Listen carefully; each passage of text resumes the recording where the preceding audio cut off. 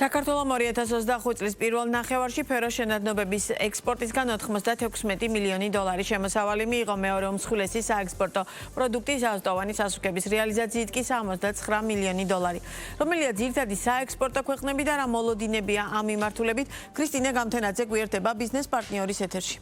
მაიკო, მოგესალმები. იანვარ-ივნისის პერიოდში ყველაზე დიდი რაოდენობით აზოტოვანი სასუქების ექსპორტი ივნისში განხორციელდა და მიღებულმა შემოსავალმა 15 მილიონ დოლარს გადააჭარბა, რაც 2023 წლის მარტის შემდეგ ყველაზე მაღალი მაჩვენებელია. საექსპორტო პროდუქციის ათეულში აზოტოვან სასუქებს 2.1%-იანი წილით მეშვიდე ადგილი უჭირავს, რაც შეეხება ფეროშენადნობებს, რთული და კრიზისული წლების შემდეგ სექტორში მცირედი გაუმჯობესებაა. ფეროშენადნობების მწარმოებელთა ასოციაციაში ამბობენ, რომ ბოლო თვეებში ექსპორტის მაჩვენებლების დინამიკა მზარდი და შესაბამისად დამაიმედებელია. ამ ფონზე რამდენიმე საწარმომ, რომელსაც მუშაობა გაჩერებული ჰქონდა, საწარმოო პროცესი განაახლა. დღეისთვის ბაზარზე არსებული 30 კომპანიიდან 6 საწარმო მუშაობს და იმ შემთხვევაში, თუ კი ფეროშენადნობების ფასი საშუალოდ $1,300-მდე გაიზრდება, სექტორში მოლოდინია, რომ წარმოებას კიდევ რამდენიმე კომპანია განაახლებს.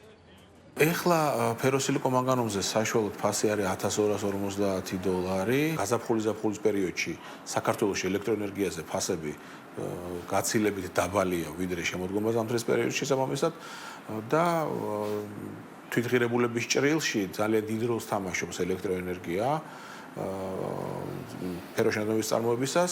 შესაბამისად ამან ბიძგი მიცა იმას, რომ თქვა საწარმოები ჩაერთვენ, დაიწყეს პროდუქციის გამოშვება და რაღაც პერსპექტივა გაჩნდა იმისა, რომ თუ თქვა ფასის ზრდაც დაეწია, იქ გაგრძელდეს ეს უკვე შემოდგომა ზამთრის პერიოდში. ამონიუმის ნიტრატის კუთხით დიდი სხვაობა არ არის. ფაქტიურად იგივე ციკლია, ზრდა გვაქვს ნატრიუმის ციანიდის მიმართულებით. ეს არის ჩვენი მეორე მთავარი პროდუქტი, რომელიც ფართოდ გამოიყენება სამთო-ოპოვების ინდუსტრიაში. და მაგალითად ნატრიუმის ციანიდი გასული წლის 6 თვის განმავლობაში ექსპორტზე იქნა გადანილი 4,600 ტონა, ხოლო წელს იგივე პერიოდში 1,5-ჯერ მეტია ექსპორტზე გაყიდული, ანუ 7,000 ტონაზე მეტია. მიზეზი ამისი არის ის, რომ ინდორამმა სანამ გახდებოდა რუსთავის აზოტის მფელი, ჩვენ ამ პროდუქტს დიდით ფაქტურად ექსკლუზივის პირობით ერთ-ერთ ბეიკერს. მაგრამ ორამამ გადაწყვიტა, რომ დაემყარებინა კონტაქტები მეტ მომხმარებელთან. საქართველოში წარმოებული აზოტოვანი სასუქი მსოფლიოს 20-მდე ბაზარზე გადის, მთლიანი ექსპორტის 23% კი რუმინეთზე მოდის, მეორე ადგილზე ლიეტუვა, მესამეზე კი ესპანეთი.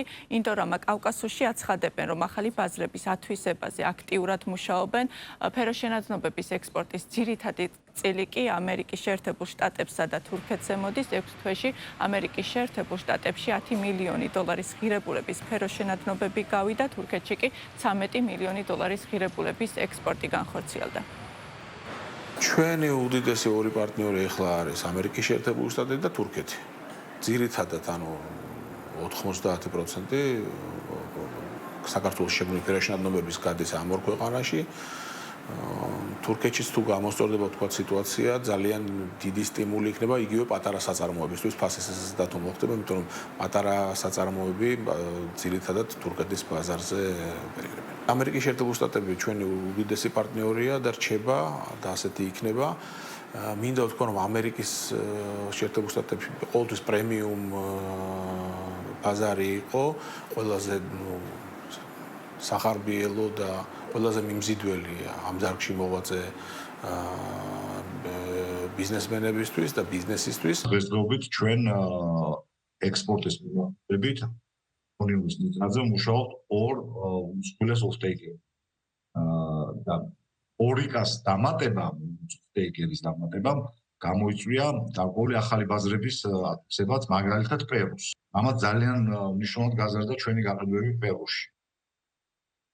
რაც შეეხება ადგილობრივ ბაზარს, ფეროშენადნობებზე საქართველოში მოთხოვნა ფაქტობრივად არ არის. აზოტოვანი სასუქების რეალიზაციაში და ბაზარზე კი გაზრდილია. მიმდინარე წლის 6 თვეში ინდორამა კავკასუსმა ქართულ ბაზარზე 41,000 ტონა აზოტოვანი სასუქები გაყიდა. ძალიან დიდი მადლობა ქრისტინე გამთენაძე საუბრობდა ბიზნეს პარტნიორის ეთერში.